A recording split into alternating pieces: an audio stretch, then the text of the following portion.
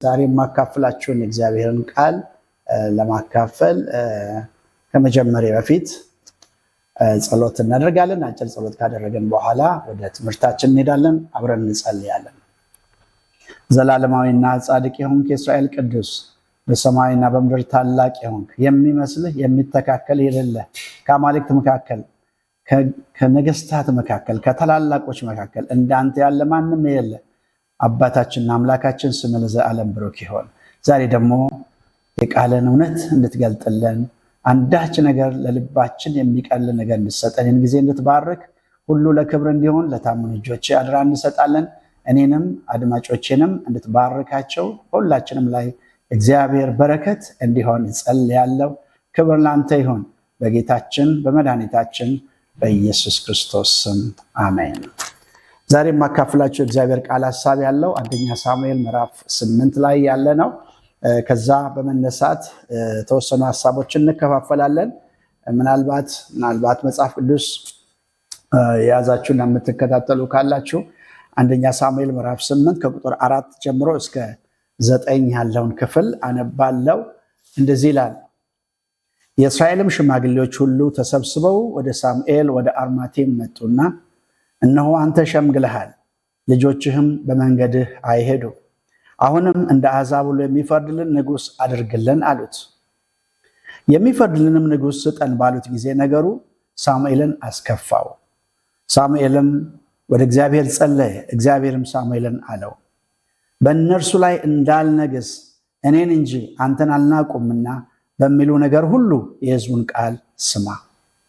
ከግብፅ ካወጣዋቸው ቀን ጀምሮ እስከ ዛሬ ድረስ እኔን ትተው እንግዶች አማልክት በማምለካቸው እንደሰሩት ስራ ሁሉ እንዲሁ በአንተ ደግሞ ያደርጉብሃል። አሁንም ቃላቸውን ስማ፣ ነገር ግን ጽኑ ምስክር መስክርባቸው፣ በእነርሱም ላይ የሚነግሰውን የንጉሱን ወግ ንገራቸው ይላል። የማካፍላችሁ የእግዚአብሔር ቃል ሐሳብ እንደ ርዕስ አድርጌ ያስኩት የሰው ጊዜ የእግዚአብሔርን ጊዜ ሲቀድም በሚል ሐሳብ ነው። የሰው ጊዜ የእግዚአብሔርን ጊዜ ሲቀድም። ታውቃላችሁ ወገኖች፣ ሁል ጊዜ የሰው ጊዜ የእግዚአብሔርን ጊዜ ከቀደመ መዘዙ ብዙ ነው። ሰዎች የእግዚአብሔርን ጊዜ የእግዚአብሔርን ፈቃድ ሳይጠብቁ በራሳቸው ጊዜና ፈቃድ የሚያደርጓቸው ነገሮች ሁሉ በኋላ ጸጸትን የሚያተርፉ ጸጸትን የሚያስከትሉ ይሆናሉ። የእግዚአብሔርን ጊዜ የቀደመ ነገር ሁሉ ትግል አለበት፣ መከራ አለበት፣ ፈተና አለበት። ከእግዚአብሔር ጊዜ ቀድመን ልናደርጋቸው፣ ልናገኛቸው፣ ልንጨብጣቸው የምናስባቸው በእኛ አሳሰብ በእኛ አመለካከት እድሎች ናቸው የምንላቸው በረከቶች ናቸው የምንላቸው ነገሮች እንኳን በመጨረሻው የሚያሳዝኑ ይሆናሉ። ነገር ግን ከእግዚአብሔር ሲሆን እግዚአብሔር ነገርን ሁሉ በጊዜው ውብ አድርጎ የሚሰራ አምላክ ስለሆነ በእግዚአብሔር ጊዜ የሚሆኑ ነገሮች ሁሉ ለእኛ ጠቃሚ ይሆናሉ። አሁን ባነበብነው ክፍል ላይ አንደኛ ሳሙኤል ምዕራፍ 8ን ስንመለከት ይሄ ጊዜ የሽግግር ጊዜ አይነት ነው። የመሳፍንት ዘመን ጨርሰው ወደ መጨረሻ አካባቢ ያሉበት ጊዜ ነው። የመሳፍንት ዘመን እንደምናውቀው ሰው ሁሉ በዓይኑ ፊት መልካም መስሎ የታየውን የሚያደርግበት ጊዜ ነበር እና ህዝቡ ከእግዚአብሔር መንገድ በጣም የሚወጡበት፣ ወደ እግዚአብሔር ደግሞ የሚጮሁበት፣ እግዚአብሔር አሳልፎ ሲሰጣቸው እንደና ደግሞ በንስሐ ወደ እግዚአብሔር የሚመለሱበት፣ እግዚአብሔር ደግሞ የሚታደጋቸው መስፍን እያስነሳ የመራቸው ህዝቦች ናቸው። ለ400 ዓመት ያክል የቆየ የመሳፍንት ዘመን ወደ መጨረሻው አካባቢ እየደረሰ ያለበት ጊዜ ነው። ምናልባት በመጨረሻ ጊዜ ከተነሱት መሳፍንት እና ደግሞ እንደ ነቢይም ሆኖ ሲያገለግላቸው የነበረው ነቢዩ ሳሙኤል ነው። ህዝቡ የእስራኤል ሽማግሌዎች በለመዱት በመሳፍንት ዘመን አይነት አካሄድ እግዚአብሔር በተለያየ ጊዜ መሪ ያስነሳቸው የሚታደጋቸው ቢሆንም ነገር ግን አንድ ጥያቄ ይዘው መጡ። ወደ ሳሙኤል መጥተው እንዲህ አሉ። አንደኛ ልጆችህ እንዳንተ አይደሉም፣ ጉቦ እየተቀበሉ ፍርድ ያጣምማሉ። አንተ ደግሞ አርጅተሃል። ስለዚህ እንደ አሕዛብ የሚፈርድልን ንጉሥ እንፈልጋለን አሉ። እንደ አሕዛብ እንሆናለን፣ ንጉሳችን ስለኛ ይዋጋል፣ እንደ አሕዛብ የሚፈርድልን ሰው እንፈልጋለን፣ ስለዚህ ንጉሥ አንግስልን እያሉ የእስራኤል ሽማግሌዎች ወደ ሳሙኤል መጡ እና ይሄ ጥያቄ ሳሙኤልን እጅግ አስከፋው። በዚህ ጥያቄ ምክንያት አዘነ እና ሳሙኤል ወደ እግዚአብሔር ጸለየ። እግዚአብሔር ሳሙኤልን እንዲህ አለው። እግዚአብሔር ምን አለው ሳሙኤልን? በእነርሱ ላይ እንዳልነግስ እኔን እንጂ አንተን አልናቁምና በሚሉ ነገር ሁሉ የሕዝቡን ቃል ስማ አለው። ቁጥር 7 ላይ ስንመለከት በእነርሱ ላይ እንዳልነግስ እኔን ነው የናቁት። ንጉሳቸውን የሆኜ እያለው የሰው ንጉሥ ፈልገው እኔን ነው የናቁት። ስለዚህ አንተን አይደለም የናቁት እና በሚሉ ነገር የሕዝቡን ቃል ስማ አለው። ቀድሞውንም ቢሆን እኔን ትተው ሌሎችን አማልክት ማምለክ ጀምረዋል። ስለዚህ የሚሉህን ስማቸው፣ ነገር ግን ጽኑ ምስክር መስክርባቸው፣ አስጠንቅቃቸው፣ የሚሆነውን ነገር በትክክል ተናገራቸው። የሚፈልጉት ንጉሥ እንዲነግስላቸው የሚወዱት ንጉሥ ማን እንደሆነ ምን እንደሚያደርጋቸው የንጉሱን ወግ ንገራቸው ብሎ እግዚአብሔር ተናገረ። ከቁጥር 10 እስከ 18 ስንመለከት ሳሙኤል የንጉሱን ወግ ነገራቸው። ሳሙኤል እንዲህ አላቸው፣ የምትፈልጉት ንጉሥ በምታነግሱበት ጊዜ የሚሆንባችሁን ልንገራችሁ አላቸው። ወንዶች ልጆቻችሁን ወስዶ ሰረገለኞች ያደርጋቸዋል፣ ፈረሰኞች ያደርጋቸዋል፣ በፈረስ ፊት የሚሮጡ ያደርጋቸዋል፣ ሻለቆች፣ 100 አለቆች ያደርጋቸዋል፣ እርሻ የሚያርሱ ያደርጋቸዋል፣ እህል የሚያጭዱ እህል የሚሰበስቡ ያደርጋቸዋል። የእናንተን ልጆች ወስደው የጦር ዕቃ የሰረገላውን ዕቃ የሚሰሩ ያደርጋቸዋል። ወንዶች ልጆቻችሁን እንደዚህ ያደርጋቸዋል። እነሱ ብቻ አይደሉም፣ ሴቶች ልጆቻችሁን ደግሞ ሴቱ ልጆቻችሁን ወስዶ ሽቱ ቀማሚዎች ያደርጋቸዋል፣ ወጥ ሰሪዎች፣ እንጀራ ጋጋሪዎች ያደርጋቸዋል እና ከእናንተ ከሆነው ነገር ምርጡን ወስዶ ለራሱ ይወስዳቸዋል እና ለመኳንንቶቹ ለሎሌዎቹ ይሰጥባቸዋል። የምትፈልጉት ንጉሥ የሚያደርግባችሁ ይሄን ነው። ስለዚህ በአጠቃላይ ነፃነታችሁን ታጣላችሁ ነው ያላቸው። በአጠቃላይ ንጉሥ ከነገሰላችሁ እንደ ባሪያ ነው የምትሆኑት። ንጉሳችሁ የሚታደጋችሁ ሳይሆን የሚጨቁናችሁ ነው የሚሆነው። ንጉሳችሁ ካላችሁ ነገር ሁሉ ለራሱ የሚወስድ ነው የሚሆነው። ከእርሻም ይወስድባቸዋል፣ ከእንስሳም ምርጥ የሆነውን ይወስድባቸዋል።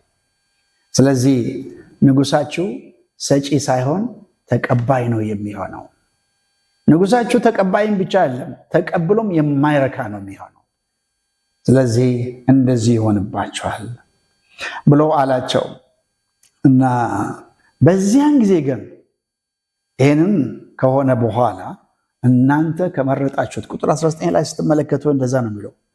ቁጥር 19 ላይ ስትመለከቱ ቁጥር 18 ላይ እንዲህ አላቸው፣ በዚያም ቀን ለእናንተ ከመረጣችሁት ከንጉሳችሁ የተነሳ ትጮሃላችሁ፣ በዚያም ቀን እግዚአብሔር አልሰማችሁም ነው የሚለው። ይሄ ሁሉ እየተነገራችሁ ወደዚህ ለመምጣት ከፈለጋችሁ ትጮሃላችሁ፣ እግዚአብሔር ግን አይሰማችሁም ብሎ አላቸው። ይሄን ሁሉ ካስጠነቀቃቸው በኋላ የህዝቡ መልስ በጣም የሚገርም ነው። ይህን ሰምተው ሲያበቁ ቁጥር 19 ላይ እንደዚህ ያሉ፣ ህዝቡ ግን የሳሙኤልን ነገር ይሰማ ዘንድ እምቢ አለ ይላል። ይህን ሁሉ እየተናገራቸው የሳሙኤልን ነገር ይሰማ ዘንድ እምቢ አለ እና ምን አሉ?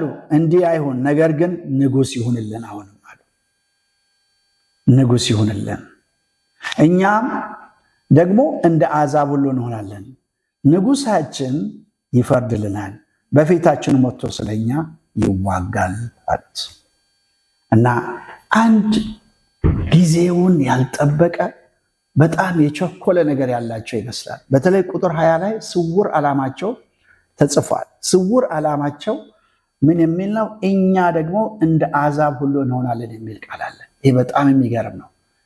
እግዚአብሔር የራሴ ያለው ህዝብ ከምድር አሕዛብ ሁሉ የመረጣቸው፣ እነሱ ግን ምን አሉ? እኛ እንደ አሕዛብ መሆን እንፈልጋለን አሉ። ለእግዚአብሔር እንደተለየ ህዝብ ሳይሆን፣ ለእግዚአብሔር እንደተቀደሰ ህዝብ ሳይሆን እንደ አሕዛብ ልንሆን እንፈልጋለን። ንጉሳችን ይፈርድልናል፣ በፊታችን ወጥቶ ስለኛ ይዋጋል አሉት። እንግዲህ እስካሁን ድረስ ማን ነው ሲዋጋላቸው የኖረው?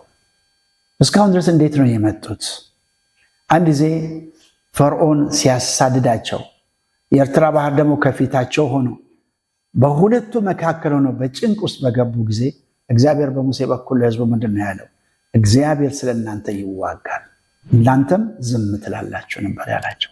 እርሱ ነው ስለ እናንተ የሚዋጋው፣ እናንተ ዝም ትላላችሁ። ዛሬ ለእናንተ የሚያደርጋትን የእግዚአብሔርን ማዳን እዩ ነበረ ሙሴ ያላቸው። አሁን ግን ይህ ህዝብ ንጉሥ እንፈልጋለን፣ ንጉሳችን ስለኛ ይዋጋል፣ የሰው ንጉሥ ነው ለእኛም ይዋጋለን። የተዋጋላቸውን እግዚአብሔርን ረስተዋል። ያለ ሰው ንጉሥ ነበር እግዚአብሔር የኤርትራን ባህር ከፍሎ ያሻገራቸው። ያለ ሰው ንጉሥ እግዚአብሔር በመረጣቸው መሳፍንት፣ እግዚአብሔር በመረጣቸው ሰዎች አማካይነት በነ ሙሴ በነ ኢያሱ አማካይነት ነው እግዚአብሔር የመራቸው። ነገስታት አልነበሩም እነሱ። የኢያሪኮ ቅጥር የወደቀው በሰው ንጉሥ አልነበረም።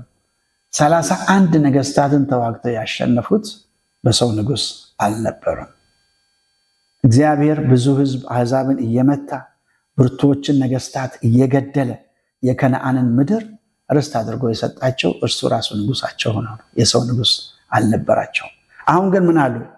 እኛ ደግሞ እንደ አሕዛብ ሁሉ እንሆናለን፣ ንጉሳችን ይፈርድልናል፣ ንጉሥ ይሁንልን፣ ንጉሳችን በፊታችን ወጥቶ ይዋጋልናል አሉ እና የእግዚአብሔርን ንጉስነት ወደ ጎን ትተው የሰውን ንጉስነት ነው የፈለጉት።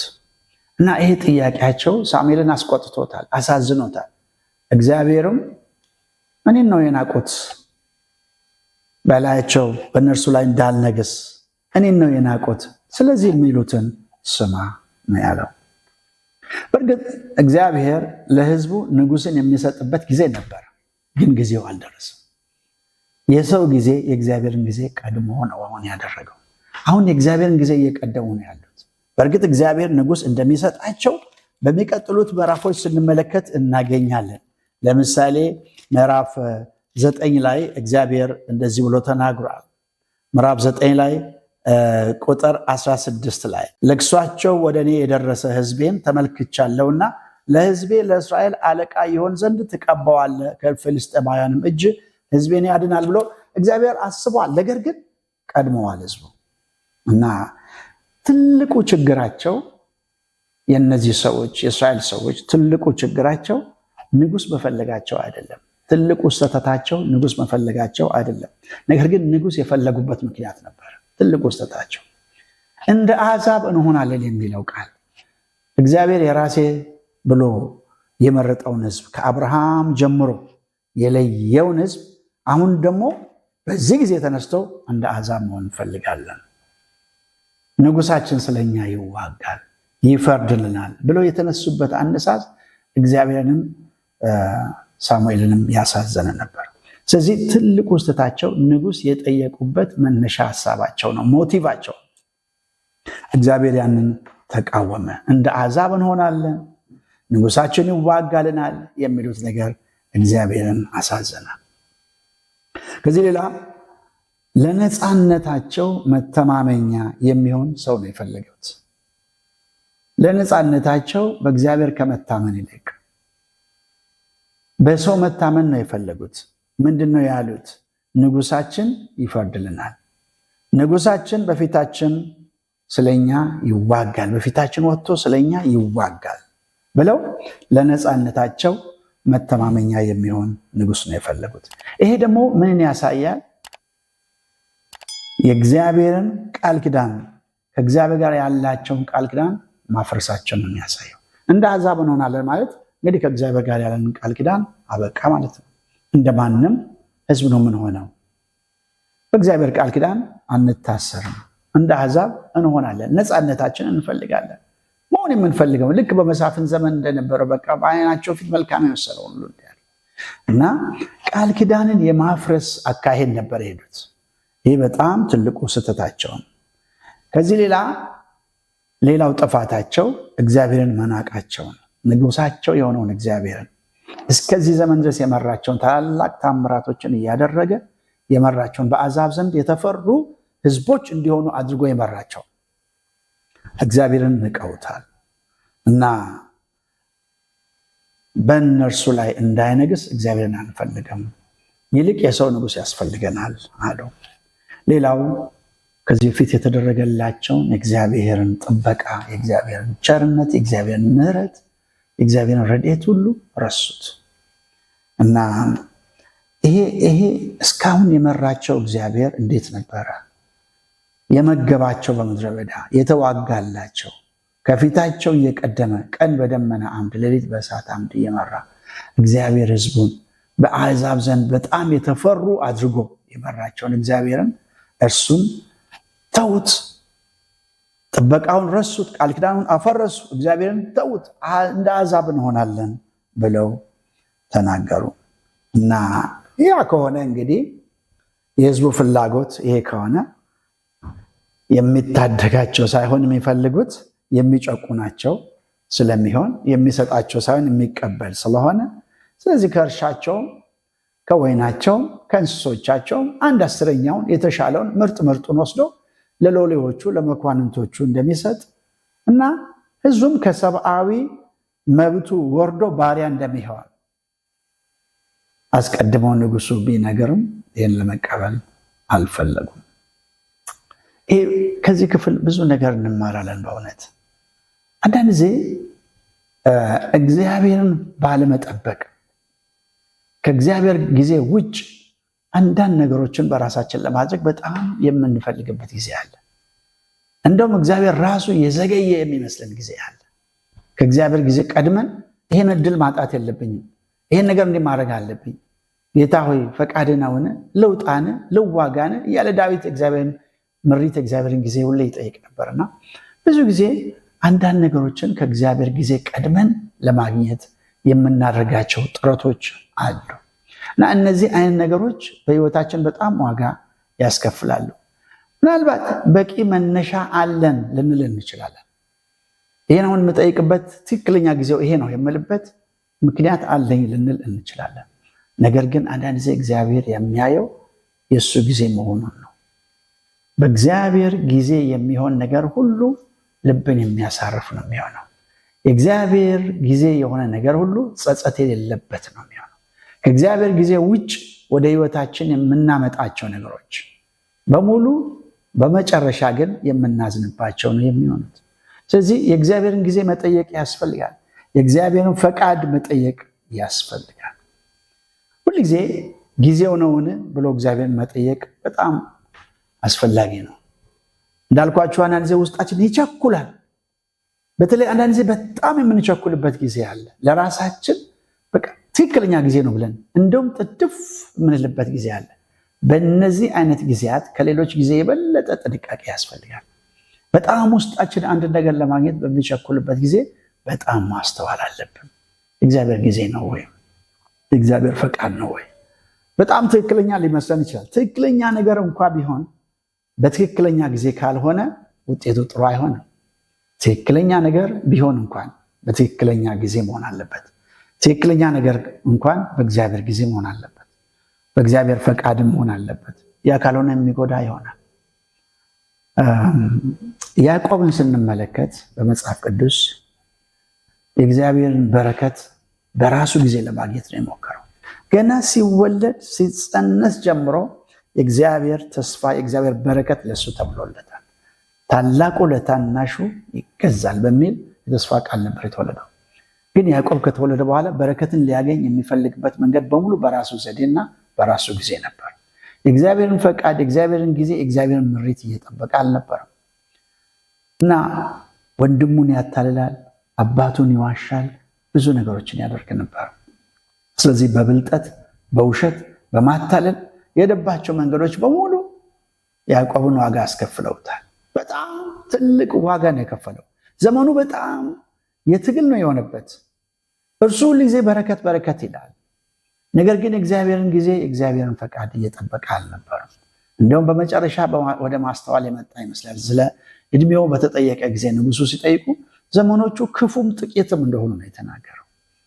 አባቶቼ በእንግድነት የኖሩትን ያክል አልኖርኩም እና የእድሜ ቁጥር እንደ አባቶች አይደለም፣ እነሱም ክፉና ጥቂት ነው የሆኑብኝ አለ እና በእድሜው መጨረሻ አካባቢ ነው ትንሽ ወደ ማስተዋል የመጣው። ከስደት ሲመለስ አንድ ጊዜ በያቦቅ ወንዝ አካባቢ እዛው ሆኖ እያለ ሌሊቱን በሙሉ ከእግዚአብሔር ጋር ሲታገል ነበር እና አሁን ትክክለኛ ጥያቄ ነው የጠየቀው። ካልባረከኝ አልለቅህም እያለ አሁን ይህን ሁሉ ጊዜ ከቆየ በኋላ አሁን በረከት ካንተ እፈልጋለሁ፣ በራሴ መንገድ ብዙ ሄጃለሁ ያለ ይመስላል። አሁን ግን ካልባርከኝ አልለቅም። እግዚአብሔርም ጠየቀው፣ ስምህ ማን ነው ብሎ ጠየቀው። በዚያ ጊዜ ለወንድሙ እንደዋሸ ለአባቱ እንደዋሸ መዋሸት አልፈለግም። እኔ ያዕቆብ ነኝ አለ። እውነተኛ ማንነቱን ተናገረ እና በዚያ ቦታ እግዚአብሔር እንደባረከው ስሙንም እንደለወጠለት የእግዚአብሔር ቃል ይናገራል። እና ከዚያ በኋላ ግን ምንድን ነው ያለው ያዕቆብ? እግዚአብሔርን ፊት ለፊት አየሁት፣ ሰውነቴም ደና ቀረች ነው ያለው። አሁን በቃ ትክክለኛ መንገድ ላይ የገባ ይመስላል። በቃ ከዚህ በኋላ እግዚአብሔርን ፊት ለፊት አየሁት፣ ሰውነቴም ደና ቀረች። እግዚአብሔር ጊዜ ደርሶ ያገኘው በረከት እንደሆነ እንመለከታለን። ብዙ ሰዎችን ከመጽሐፍ ቅዱስ ማንሳት እንችላለን። ከእግዚአብሔር ጊዜ ቀደም ያለ ነገር፣ ቀደም ያለ እርምጃ የወሰዱ ሰዎች፣ ነገር ግን ወደፊት ያልገፉ ሰዎችን እንመለከታለን። አንዱ ሙሴ ነው። ለምሳሌ ሙሴን ስንመለከት የፈርዖን የልጅ ልጅ ሆኖ በቤተ መንግስት ቢያድግም ነገር ግን እሱ ዕብራዊ እንደሆነ ያውቃል። እናቱ አስተምረዋለች። ስለዚህ ዕብራዊ ስለሆነ አንድ ቀን ዕብራዊውና አንድ ግብፃዊ ሲጣሉ አይቶ ግራና ቀኝ አይቶ ሰው እንደሌለ አይቶ ያንን ዕብራዊውን አግዞ ወገኑን ለመታደግ ብሎ ግብፃዊውን እንደገደለ እግዚአብሔር ቃል ይናገራል። በአሸዋ ውስጥ ቀበረው ነው የሚለው። ነገር ግን የእግዚአብሔር ጊዜ ገና ነበረ። ወገኖቹን የሚታደግበት ጊዜ ገና አልደረሰም። በዚህ ባህሪው አይደለም ሙሴ ወገኖቹን መታደግ የሚችለው። ገና መሰራት አለበት። ጥያቄው ምናልባት የተነሳበት ወገኖቹን የመታደግ ነገር፣ ለፍትህ የቆመ ለጽድቅ የቆመ የተገፋን ሰው የመርዳት ነገር አሳይቶ ቢሆንም እንኳን የእግዚአብሔር ጊዜ አልደረሰም ነበር። ስለዚህ እግዚአብሔር እንዲህ አይነት ባህሪው በፍጹም መወገድ ስላለበት ወደ እውነተኛው ጥሪው ለማምጣት ወደ እውነተኛው አገልግሎቱ ለመምጣት ጊዜው አሁን ገና ስለሆነ እግዚአብሔር ከቤተ መንግስት ከንጉሥ ቤት የበግ ጠባቂ ሆኖ ወደ በረሃ ወደ ምድረ በዳ እንዲሄድ ለ40 ዓመት ላከው። ስለዚህ ሙሴ 40 ዓመት ሙሉ የበግ ጠባቂ ሆኖ ቆየ። በእነዚያ ጊዜያት ሁሉ ያንን አስቸጋሪ ባህሪው በሙሉ ተወገደለት። አሁን በማንነቱ በጉልበቱ በብቃቱ በራሱ ጊዜ ማድረግ የሚችለው ነገር ሁሉ እንደማይችል እስኪያይ ድረስ እግዚአብሔር 40 ዓመት አስተማረው። ልክ ከ40 ዓመት በኋላ በ80 ዓመቱ አሁን ህዝቡን መታደግ እንዲችል ወደ ፈርዖን እልክሃለሁ ባለው ጊዜ ጌታ ሆይ እኔ አልችልም፣ በምትልከው ሰው እጅ ላክ፣ እኔ አልችልም። አሁን ትህትናን ተላብሶ መጣ። ያኔ በትምክህተኝነት በትዕቢተኝነት ኃይሉን በመጠቀም የገዛ ማንነቱን በመጠቀም ወገኖቹን ለመታደግ ነፃ አውጪ ሆኖ የመታየት ነገር የነበረው ሰው አሁን ደግሞ በጣም ትሁት ሆነ። መጽሐፍ ቅዱስ በምድር ላይ እንደሱ ያለ ትሁት ሰው የለም እስኪል ድረስ እግዚአብሔር ትህትናን አስተማረው። አሁን ህዝቡን መታደግ የሚችልበት ጊዜ እንደደረሰ እግዚአብሔር አሳይቶታል። ስለዚህ የእግዚአብሔርን ጊዜ መጠበቅ በጣም ያስፈልጋል። ወደ መጀመሪያው ሀሳባችን ስንመጣ ህዝቡ ጊዜውን ያልጠበቀ ጥያቄ ነበረ የጠየቁት። ጥያቄው የሰው ነው እንጂ የእግዚአብሔር አይደለም። ለምን? እግዚአብሔር በራሱ ጊዜ የሚያደርግ አምላክ ነው። ማንኛውን ነገር እግዚአብሔር በራሱ ጊዜ ያደርጋል። እግዚአብሔር በህይወታችን አንዳንድ ነገሮችን ሲያዘገይ በጣም ወደኋላ የቀረን በጣም ነገሮች የተበለሻሹ ምንም ተስፋ የሌለን የሚመስለን ጊዜ አለ። ነገር ግን እግዚአብሔር በራሱ ጊዜ መልካም ያደርጋል። ስለዚህ ግን የህዝቡ ጥያቄ በጣም ገፍቶ ስለመጣ እግዚአብሔር በቃ የህዝቡን ቃል ስማና አንግስላቸው፣ ነገር ግን ወጉን ንገራቸው፣ ስርዓቱን ንገራቸው፣ የሚደርስባቸውን በሙሉ ንገራቸው፣ ጽኑ ምስክር መስክርባቸው፣ አስጠንቅቃቸው፣ ከዚያ በኋላ እነሱ ከፈለጉ አድርገላቸው አለ እግዚአብሔር። እና ከዚያ በኋላ ንጉሥ ያለ እግዚአብሔር ጊዜ ለተጠየቀው ጥያቄ ንጉሥ የሚሆን ሰው ተፈለገ እና በዚህ ጊዜ የጠፉትን የአባቱን አህዮች ፍለጋ የወጣው ሳኦል የተባለ ሰው ለዚህ እድል ታጭ ማለት ነው። እና በእርግጥ ሳኦልን አያውቅም፣ የሳኦል ቤተሰብን አያውቅም። እና ግን እግዚአብሔር እንግዲህ የህዝቡን ጥያቄ ለመመለስ ሳኦልን አዘጋጀ ማለት ነው። እና ሳኦል በዚህ አይነት ነበረ ወደ ንግስና የመጣው። በእስራኤል ታሪክ የመጀመሪያው ንጉስ ማለት ነው። ይህ የመጀመሪያው ንጉስ በእስራኤል ታሪክ የመጀመሪያው ንጉስ ከእግዚአብሔር ጊዜ ቀድሞ የመጣ በእግዚአብሔር ምርጫ ሳይሆን በሰዎች ግፊት የመጣ የእግዚአብሔርን ጊዜ ጠብቆ ሳይሆን በሰዎች ጥያቄ የመጣ ሰው ሆኖ ተገኘ እና ስለዚህ በእርግጥ ሳኦል በማንነቱ ጥፋት የለበትም። በወቅቱ ለነበረው ለሕዝቡ ጥያቄና ግፊት የተሻለ ሰው ሆኖ ተገኝቷል። ሳኦል በሰዎች አይን ትክክለኛ ሰው ነው። በብዙ ነገር በውጫዊ ነገር ውስጥ ሲታይ ማለት ነው ትክክለኛ ሰው ነው። ነገር ግን በእውነት ለዚህ አገልግሎት በእግዚአብሔር ልብና በእግዚአብሔር ጊዜ በእግዚአብሔር ፈቃድ የመጣ ሰው ካለመሆኑ የተነሳ ብቁ መሪ ሊሆን አይችልም ነበር። ሳኦል ለዚህ አገልግሎት ለእስራኤል መሪነትና ንጉስነት ብቁ እንዳይሆኑ የሚያደርጉ ምክንያቶች አሉ። አንደኛው የመጀመሪያው ሳኦልን ብቁ ከማያደርጉ ነገሮች አንዱ በእግዚአብሔር ጊዜ አለመሆኑ ነው። ከጊዜ አንጻር ሳኦል ለዚህ የተመረጠ ትክክለኛ መሪ አልነበረም። ምክንያቱም ከጠያቂዎች ፍላጎት አንጻር እንጂ ከሰጪው ፈቃድ አንጻር የተመረጠ መሪ አይደለም። የጥያቄው መንስኤ ሰዎቹ ናቸው እንጂ እግዚአብሔር አይደለም። ስለዚህ እግዚአብሔር እንደውም ቀድመን እንዳልነው በእነሱ ላይ እንዳልነግስ እኔን እንጂ አንተን አልናቁምና በሚሉ ነገር የሕዝቡን ቃል ስማ ብሎ ነው ያለው። በዚህ አይነት ነበረ ሳኦል የመጣው እና ምዕራፍ 12 ላይ ስንመለከት ሳሙኤልን ተመሳሳይ ነገር ነው የተናገረው። ቁጥር 1 ላይ ሳሙኤልም እስራኤልን ሁሉ አለ የነገራችሁኝን ሁሉ ሰምቼ አንግሼላችኋለሁ ነው ያለው። እናንተ ስላላችሁኝ ነው ያነገስኩላችሁ። የነገራችሁኝን ሁሉ ሰማሁ። እንደ አሕዛብ እንሆናለን ብላችኋል፣ በፊታችን ይወጣል ይዋጋል ብላችኋል። እናንተ ያላችሁትን ሰምቼ አንግሼላችኋለሁ። ከጊዜ አንጻር በእግዚአብሔር ጊዜ የመጣ ሰው አይደለም። ስለዚህ ይህ ሰው ሳኦል ለእስራኤል መሪነት ብቁ እንዳይሆን ከሚያደርጉ ነገሮች አንዱ ከእግዚአብሔር ጊዜ አንጻር አለመምጣቱ። ሁለተኛው ሳኦልን ለዚህ አገልግሎት ለዚህ መሪነት ብቁ የማያደርገው የተመረጠበት ነገድ ነው። ከተመረጠበት ነገድ አንጻር ሳኦል ለእስራኤል መሪ ሊሆን አይችልም። ምክንያቱም ሳኦል ከቢንያም ነገድ ነው። ንጉሥ ደግሞ የሚጠበቀው መሲሁ ከሚመጣበት ከይሁዳ ነገድ ነው። ስለዚህ የቢንያም ነገድ ለንጉስነት የታጨ የተመረጠ በእግዚአብሔር ሐሳብ ላይ ያለ ነገድ አይደለም። ከ12ቱ ነገዶች ለንጉስነት እግዚአብሔር መሲሁን የሚልክበት ከይሁዳ እንደሆነ እግዚአብሔር ቃል ይናገራል። ስለዚህ ዘፍጥረት ምዕራፍ 49 ከቁጥር 8 ጀምሮ ስናነብ ያዕቆብ በዕድሜው መጨረሻ ልጆቹን ሰብስቦ ሲመርቃቸው ስለ ይሁዳ ነገር አንድ የተነገረው ነገር አለ።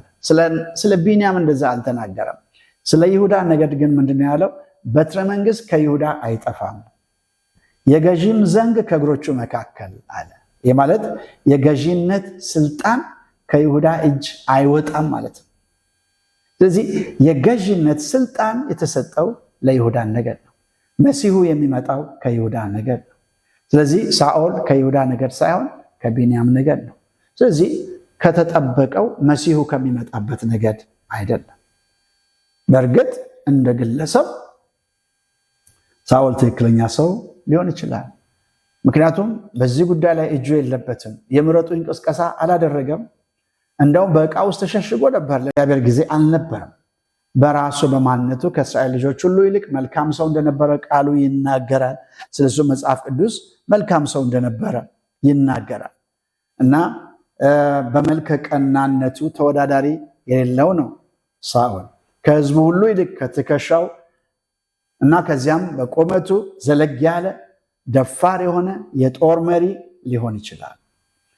በውጫዊ መልኩ በውጫዊ ቁመናው ንጉሳዊ ሞገስ ነበረው። በውጫዊ ስታይ ፊቱም እይታውም ተመራጭ ያደርገዋል። ልቡ ግን ለዚህ አገልግሎት የሚያበቃው አይደለም። ምክንያቱም መጽሐፍ ቅዱስ እንደሚናገረው ሰው እንዲያይ እግዚአብሔር አያየም። ሰው ፊትን ነው የሚያየው፣ እግዚአብሔር ግን ልብን ያያል። ስለዚህ ያለ እግዚአብሔር ጊዜ የተመረጠ ስለነበረ ሳኦል እግዚአብሔርን በመታዘዝ አልቀጠለም።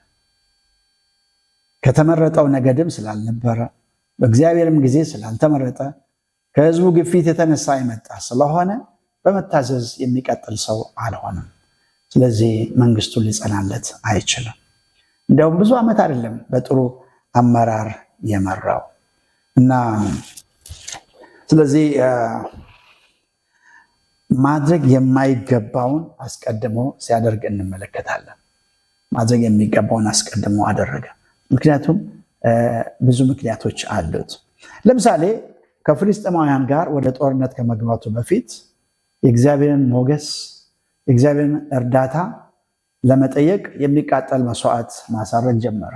ይህን ክፍሉን በደንብ እናውቀዋለን እና ጦርነቱ እያጣደፈ ሲመጣ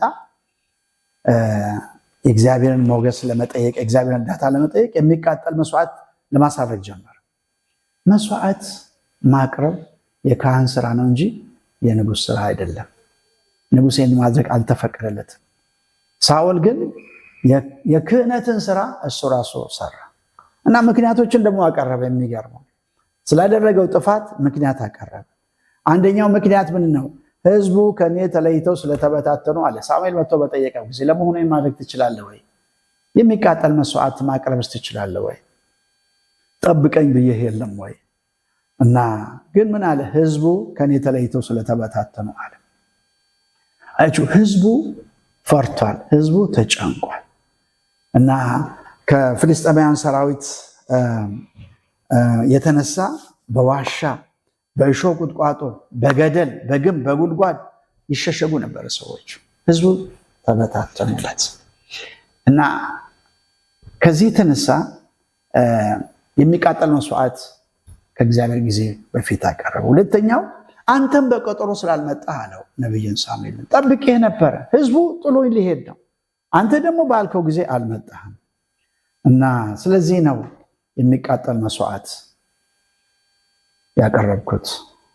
ሳሙኤል ምን ብሎት ነበር? እኔ እስክመጣ ድረስ የምታደርገውንም እስክነግርህ ድረስ 7 ቀን ቆይ ብሎት ነበር እና ይህን አስቀድሞ ነግሮታል። ምዕራፍ 10 ቁጥር 8 ላይ ስንመለከት እና ቀድሞ ነግሮታል እና መስዋዕት ለማቅረብ ሳይታዘዝ ሳይጠብቅ ያንን አደረገ እና ሌላው ደግሞ ያቀረበው ምክንያት ምን ነው?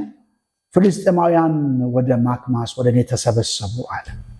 ስለዚህ ወደ ገልገላ ይወርዱብኛል ብዬ ሳልታገስ ነው የሚቃጠል መስዋዕት ያቀረብኩት አለ። ስለዚህ እነዚህ ምክንያቶች በእግዚአብሔር ዓይን ሚዛን የሚደፉ አይደሉም። ይሄ ሁሉ ስንመለከት ከእግዚአብሔር ጊዜ ከእግዚአብሔር ፈቃድ ቀድሞ ወደዚህ መምጣቱን ያሳያል እና በመጨረሻም ነቢዩ ምን አለው? አይጸናልህም አለው። መንግስት አይጸናም አለው። የእግዚአብሔርን ትእዛዝ አልጠበቅም አለው። ምናልባት እግዚአብሔርን በመታዘዝ ቢቀጥል ኖሮ እግዚአብሔር ምናልባት ዙፋኑን ያጸናለት ነበር። ምዕራፍ 13 ቁጥር 13 ላይ ስንመለከት ዛሬ እግዚአብሔር መንግስትን በእስራኤል ላይ ለዘላለም አጽንቶልህ ነበር፣ አሁን ግን አይጸናም ብሎ ነው የተናገረው እና አደጋ ደረሰበት በዚህ ጉዳይ መቀጠል። ስለዚህ ብዙ ጊዜ ከእግዚአብሔር ጊዜ የሚቀድሙ ሰዎች አፈጻጸማቸው ትክክል ሳይሆን ይቀራል። ስለዚህ ለእኛም ሁልጊዜ ልናስበው የሚገባን አንዳንድ ነገር ልናስበው የሚገባን ትልቅ ነገር አለ። እግዚአብሔርን ጊዜ መጠበቅ አለብን። በእውነት ወገኖቼ እግዚአብሔርን ጊዜ ልንጠብቅ ይገባል። እግዚአብሔርን ጊዜ ሳንጠብቅ በሕይወታችን ልንፈጽማቸው፣ ልናገኛቸው፣ ልናደርጋቸው የምንፈልጋቸው ነገሮች ሁሉ በመጨረሻ የሚያሳዝኑ ይሆናሉ። እኛ በተለይ የእግዚአብሔር ጊዜ ዘገየብኝ፣ እግዚአብሔርን ጠብቄ አልደረሰልኝም፣ አሁን ሳየው በእኔ በኩል ያለው ነገር በሙሉ ተበላሽቷል፣ ከዚህ በኋላ ምን አደርጋለሁ?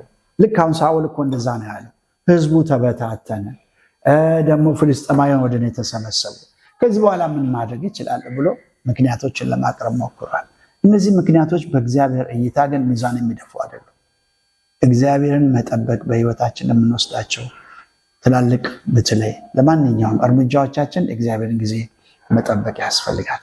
በአይናችን እግዚአብሔር በጣም የዘገየ ቢመስልም እግዚአብሔር ተአምራት ማድረግ ይችላል።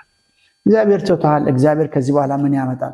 ኑኃሚን እንደዛ ነው ያለችው። በቃ እግዚአብሔር ከዚህ በኋላ እኔ እኮ አርጅቻለሁ፣ መውለድ አልችልም፣ ምንም ማድረግ አልችልም እና በቃ ማራ በሉኝ፣ መራራ በሉኝ፣ ደስታ የለኝም፣ እግዚአብሔር አስጨንቆኛል፣ ባዶዬን መልሶኛል ብላ በሰው አይን ስታይ በእውነት በጣም ጊዜው በጣም ያለፈ ይመስላል። በኑኃሚን ሕይወት አዲስ ነገር የሚሆን አይመስልም።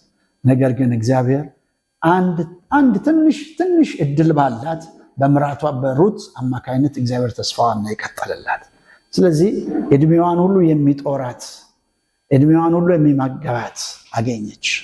እግዚአብሔር በጣም ዘገየብኝ በምንለው ነገር ላይ እንኳን መጥቶ ታላቅ ነገርን ማድረግ የሚችል አምላክ ነው። ሁል ጊዜ ስለምናደርገው ነገር የእግዚአብሔርን ጊዜ እንጠይቅ፣ እግዚአብሔርን ፈቃድ እንጠይቅ። እግዚአብሔር የዘገየ ቢመስልም የህይወታችን ነገር ሁሉ በእጁ ነው ያለው። የዘመናችን ነገር በእጁ ነው ያለው። እግዚአብሔርን የጠበቁ ሰዎች አይከስሩም። እግዚአብሔርን ተስፋ ያደረጉ ሰዎች አይከስሩም። እግዚአብሔርን ጊዜ የሚጠባበቁ ሰዎች ፈጽሞ አይከስሩም።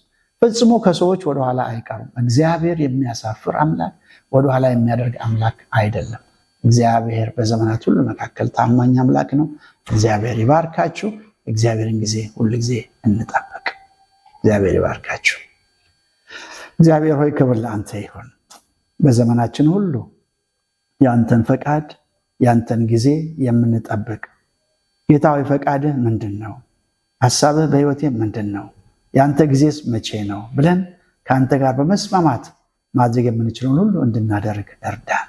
ቀኝህ ትምራን። ዘመናችን ባርክልን።